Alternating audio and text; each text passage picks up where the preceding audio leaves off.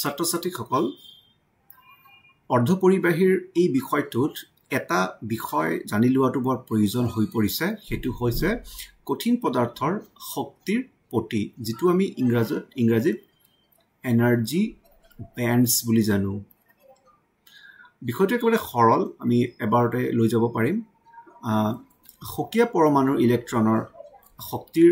মাত্ৰা সুনিৰ্দিষ্ট তাৰ মানে ফিক্সড এনাৰ্জি এটা থাকিব পাৰে কিন্তু এটা স্ফটিক মানে যিবোৰ অৰ্ধপৰিবাহী যেনেকৈ সিলিকন বুলি ভাবি লোৱা বা এটা ধাতুৰ টুকুৰা এটা ভাবি লোৱা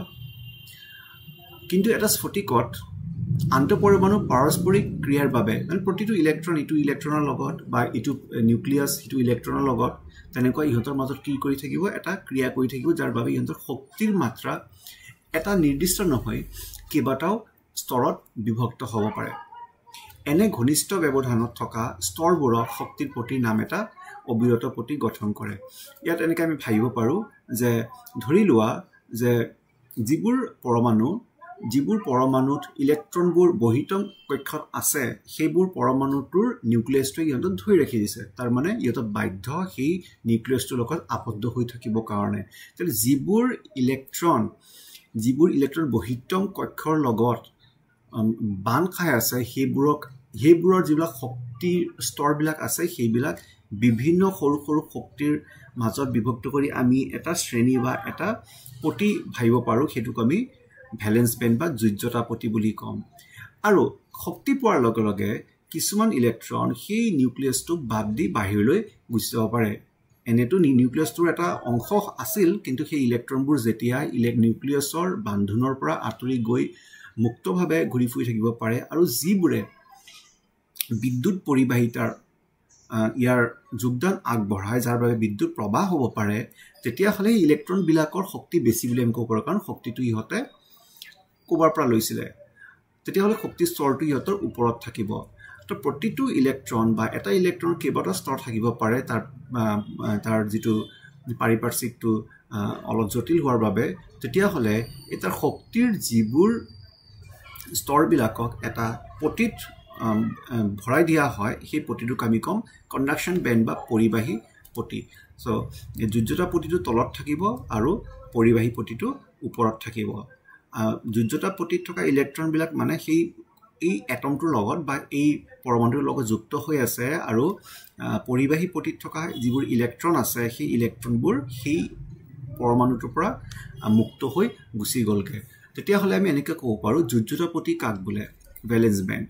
বহিতম ইলেক্ট্ৰনে ভৰা সৰ্বোচ্চ শক্তিৰ পটিটোক যোজ্যতা পটি বোলা হয় বহিতম ইলেক্ট্ৰন মানে কোনটো সেইবোৰ পৰমাণুৰ লগত সংযোগ হৈ আছে সেইবোৰ পৰমাণুৰ বিলাকৰ যিবোৰ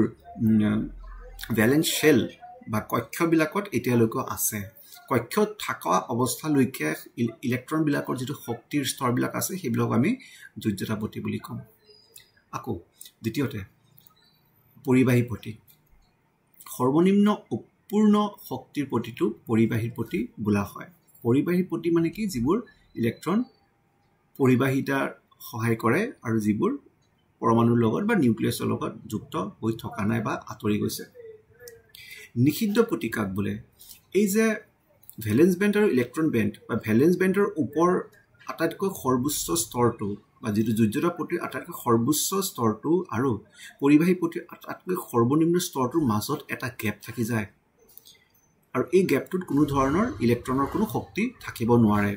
সেইটোক আমি নিষিদ্ধ পটি বুলি কওঁ যোজ্যতা পটিৰ ওপৰৰ আৰু পৰিবাহী পটিৰ তলৰ মাজত ব্যৱধানক নিষিদ্ধ পটি বুলি কোৱা হয়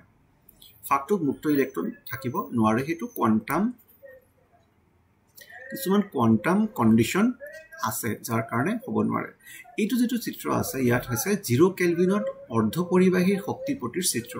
কেলভিন যেতিয়া বঢ়াই দিয়া হয় মানে উষ্ণতা যেতিয়া বঢ়াই দিয়া হয় তেতিয়া এই ইলেক্ট্ৰনবিলাকে অলপ শক্তি লাভ কৰি ইহঁতে কণ্ডাকশ্যন বেণ্ড বা পৰিবাহী পটিত যাবগৈ পাৰে তাৰ মানে যেতিয়া 0 কেলভিনৰ কথা ক'বলৈ যোৱা যিটো আচলতে সম্ভৱ নহয় তথাপিও এইটো এটা থিওৰিটিকেল কথা তেতিয়াহ'লে ইলেক্ট্ৰনবিলাক কি হ'ব গোটেইখিনি ইলেক্ট্ৰন কিন্তু যোজ্যতা পটিতে থাকিব এটা পৰিবাহী মানে কৰাবৰ কাৰণে সহায় নকৰে কিন্তু যেতিয়া ইহঁতে অলপমান হায়াৰ টেম্পাৰেচাৰলৈকে লৈ যোৱা হয় তেতিয়া ইহঁতে শক্তি লাভ কৰিব আৰু এই যদি এই নিষিদ্ধ পটিৰ কিমানখিনি পৰিমাণৰ শক্তি তাতকৈ যদি আৰু বেছি এনাৰ্জি দি দিয়া হয় তেতিয়া হেতু কণ্ডাকচন বেণ্ড বা পৰিবাহী পটিলৈ গুচি যায় আৰু পৰিবহন কৰিব কাৰণে সহায় কৰে এনেকুৱা কৰি আমি ধাতু বা ধাতু অধাতু বা ভাল পৰিবাহী বেয়া পৰিবাহী আৰু অৰ্ধ পৰিবাহীৰ শক্তিৰ পটিবোৰ আলোচনা কৰো নেক্সট স্লাইডটোত ধাতু অপৰিবাহী আৰু অৰ্ধ পৰিবাহী শক্তিৰ পটি চিত্ৰ ধাতুৰ পৰিবাহী পটি আৰু যুঁজোৰা পটি আংশিকভাৱে ওপৰাপৰি থাকে তাৰমানে ইয়াৰলৈকে থাকিলে তাৰ কণ্ডাকচন বেণ্ড ইয়াৰলৈকে থাকিলে তাৰ ভেলেন্স বেণ্ড এইখিনি জায়গা ইহঁতৰ ওপৰাপৰি হৈ আছে ইয়াৰ অৰ্থটো এইটোৱে হৈছে যে ইয়াতে মুক্ত ইলেক্ট্ৰন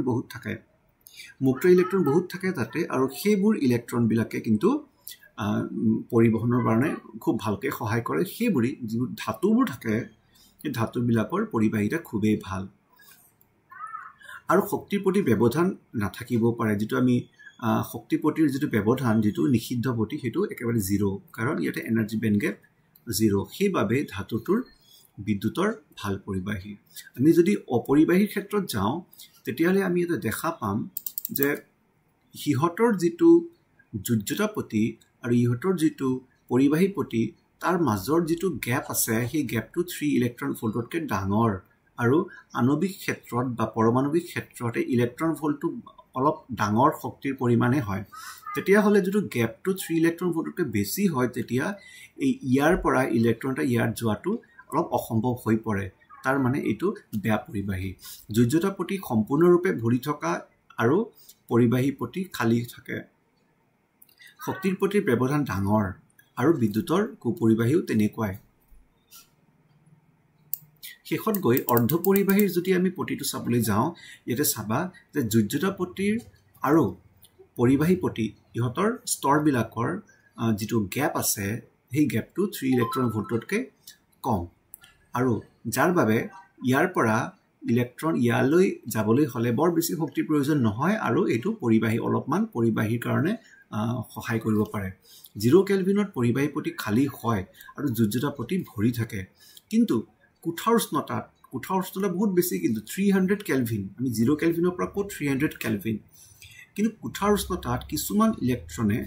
তাপ শক্তি আহৰণ কৰিব আৰু পৰিবাহী পটিলৈ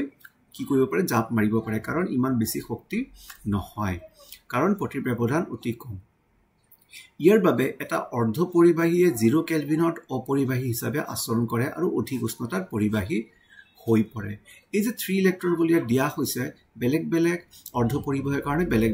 তো সিলিকনৰ কাৰণে এই মানটো 1.1 ইলেক্ট্ৰন ভোল্ট হয় আৰু জাৰ্মেনিয়ামৰ কাৰণে এই মানটো 0.7 ইলেক্ট্ৰন ভোল্ট তাৰ মানে অলপ শক্তি প্ৰদান কৰিলে পৰিবাহী পটি যোজ্যতা পটিৰ পৰা ইলেক্ট্ৰন পৰিবাহী পটিলৈ আৰামছে এক জাপ মাৰি গুচি যাব পাৰে আৰু এইটো এটা পৰিবহনৰ দৰে কাম কৰিব